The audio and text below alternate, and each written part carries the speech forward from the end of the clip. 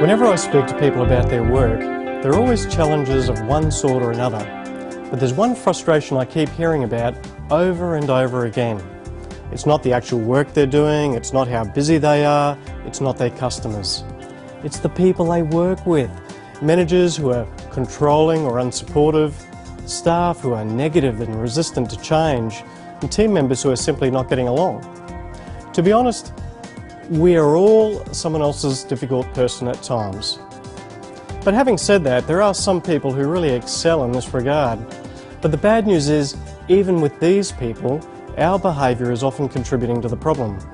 The good news is, that gives us something we can change. As we change our part, there's a high likelihood that others will as well. Now, I remember one management position I'd started, I was warned about a particular person before I'd arrived. Apparently this woman had had very, very difficult relationships with 3 other women before my arrival. These other women had all resigned because of this particular woman. I tried to start on a good note with her. I'd been there for about 2 weeks though, and I saw a problem that needed to be addressed at work. And I said, look, there's this problem here.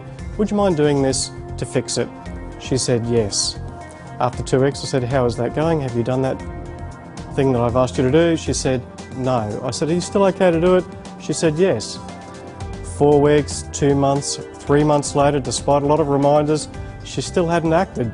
At this point, my irritation had built. I got on my high horse and I said, hey, I'm the manager here. That's a reasonable request I've given you. I expect you to do it.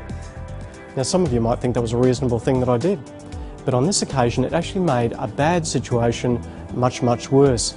She hopped on a much higher horse than me, so even though she was junior to me, she had the power of words and emotional volatility behind her, and she let me have both barrels.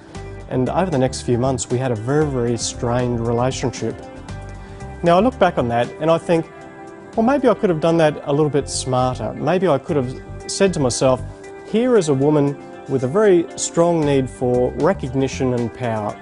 Maybe I could have responded a lot better. Perhaps it would have helped if I'd said, there's this problem here that I see at work. What do you think we need to do about it? Or, here are some options as I see them. Could I allow you to choose what you do? Maybe you have your own ideas.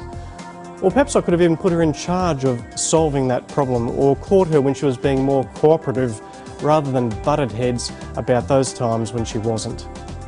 So this is the key point I want to convey today, that when we are finding someone challenging at work, we need to start looking behind that behaviour to think about what might be contributing. Is it our own behaviour? Are they reacting to what we're doing in some way, even though we're not intending to make things worse? Are they unhappy at home, and is it coming out through their behaviour at work perhaps? Or are they not a good fit for the role that they're in? Would their strengths be better applied elsewhere? Or are we trying to motivate them in a way that isn't meaningful for them? So we need to be thinking a little bit smarter when it comes to challenging behaviour, and I think we do this quite well for those of us who are parents of very young children. We often look behind our young children's ratty behaviour and say, oh, maybe they're tired, maybe they need to have a rest, or perhaps they're hungry, or they're unwell, or they need to have space from their brother or sister, or maybe we need space from them. But I do know that when we respond to those needs, often, and adjust our approach, often we get a better response. But I think it's very tragic that somehow we can do this with children, but we stop doing it with the adults at work and the adults in our personal life. But I want to encourage you to start looking behind their challenging behaviour, consider what might be contributing, and adjust yourself wherever you possibly can, and notice what helps.